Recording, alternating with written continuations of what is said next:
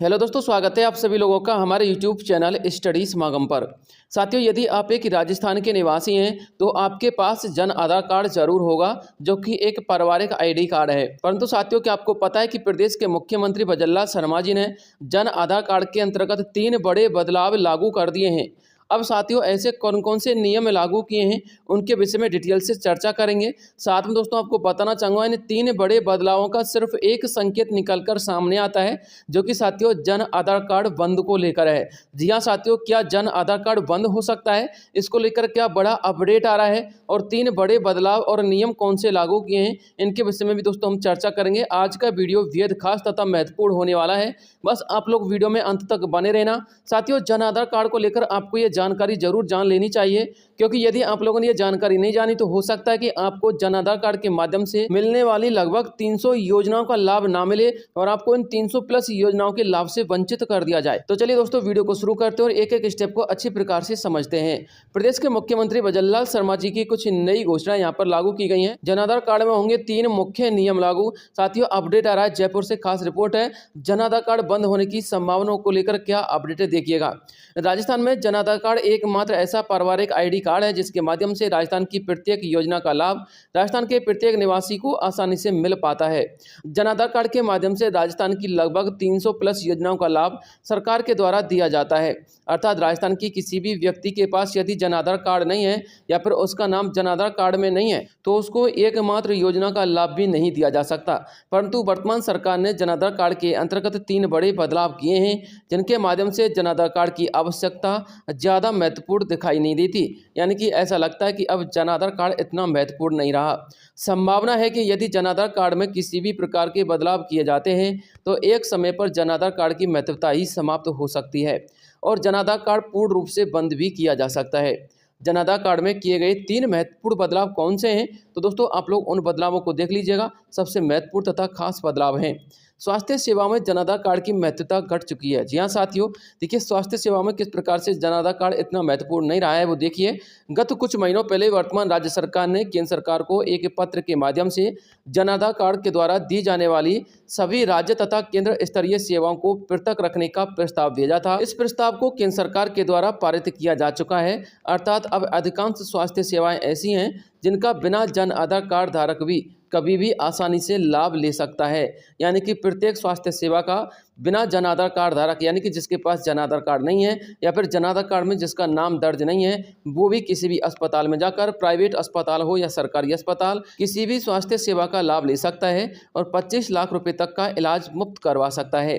जानकारी के लिए आपको बता दें, राज्य स्तरीय विभिन्न स्वास्थ्य योजनाएं जन आधार कार्ड से संचालित हैं, जिसमें प्रमुख योजना आयुष्मान कार्ड आरोग्य योजना है, जो कि जन आधार कार्ड के माध्यम से लाभान्वित होती है। परंतु अब आयुष्मान कार्ड योजना के साथ अन्य स्वास्थ्य सेवा योजनाओं का भी बिना जन आधार कार्ड के माध्यम से आपको लाभ दिया जा सकता है। अर्थात यदि लाभार्थी के पास जन आधार कार्ड नहीं है तो जन आधार में उसका नाम भी दर्ज नहीं है तो भी लाभार्थी अपना आधार कार्ड के माध्यम से, सिर्फ आधार कार्ड, जी हाँ साथियों मैं आधार कार्ड की बात बता रहा हूँ, तो मात्र आधार कार्ड के माध्यम से राज्य स्तरीय सभी स्वास्थ्य सेवाओं का लाभ ले सकेगा। संपूर्ण जानकारी इस प्रकार है दोस्तों। अब मैं आपको वो न्यूज आर्टिकल बता देता हूं, जिसके माध्यम से आपको ये पता लग जाएगा कि वाकई में ये अपडेट जो आ रहा है सही है या फिर नहीं है। देखिए साथियों, आप लोग अच्छे प्रकार से इसको रीड आउट कर लेना। ये एक न्यूज आर्टिकल का अपडेट है। यहाँ पर लिखा हुआ है, फिलहाल जन आधार कार्ड ही रहेगा रजिस्ट्रेशन के लिए जरूरी, लेकिन ये सिर्फ फिलहाल की बात है। सरकारी अस्पतालों में अब आधार कार्ड से भी मिलेगा निःशुल्क इलाज। इसके अलावा जो प्राइवेट अस्पताल हैं जिनमें जन आधार कार्ड लागू है, उनमें भी आप लोग किसी भी योजना का लाभ, यानी कि जो स्वास्थ्य योजना है उनका लाभ मात्र आधार कार्ड के माध्यम से ले सकते हैं। साथियों, पूरा यदि आपको अपडेट पढ़ना है तो आप लोग इस आर्टिकल को अच्छी प्रकार से पढ़ लेना। मैं आपको इसे जूम आउट करके बता देता हूं ताकि आप पूरा डिटेल अच्छी प्रकार से पढ़ सकें। साथियों, आप लोग इसको पढ़ लेना, क्योंकि मैंने आपको जो इसकी महत्वपूर्ण जानकारी थी वो ऑलरेडी बता दी है। अब बात करते हैं साथियों अगले अपडेट की। देखिए दोस्तों, आप लोग यहाँ पर अच्छी प्रकार से पढ़ सकते हैं। जन आधार कार्ड की मुख्य योजना का सरलीकरण किया जा चुका है। जी हाँ दोस्तों, जन आधार के माध्यम से जितनी भी योजना मिल रही थी, जिनको लेना बेहद जटिल हो रहा था, लेकिन साथियों अब उन योजनाओं को मात्र आप एक क्लिक के माध्यम से उपयोग में ले सकते हैं, यानी कि उनका सरलीकरण किया जा चुका है। अब साथियों किस प्रकार का ये अपडेट है देखिएगा।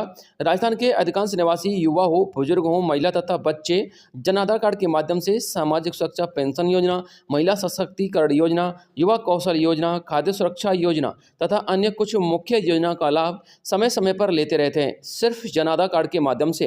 परंतु राजस्थान की मुख्य योजना का लाभ जन आधार कार्ड में अपना नाम दर्ज व्यक्ति ही ले सकता है, इस बात को भी ध्यान में रखना।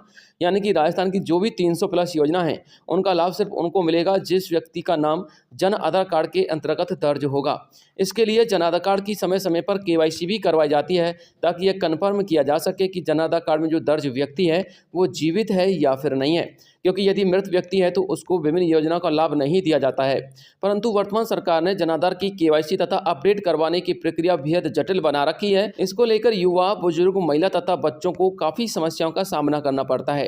बुजुर्गों की पेंशन बंद हो जाती है तो कभी परिवार को खाद्य सुरक्षा योजना का लाभ नहीं मिलता, कभी किसी को गैस नहीं मिलता, तो कभी किसी को आर्थिक सहयोग वाली योजना का पैसा समय पर ट्रांसफर नहीं होता है, यानी कि 6-6 महीने, 1-1 साल के बाद उनके लिए 1-1, 2-2 किस्तें आती हैं।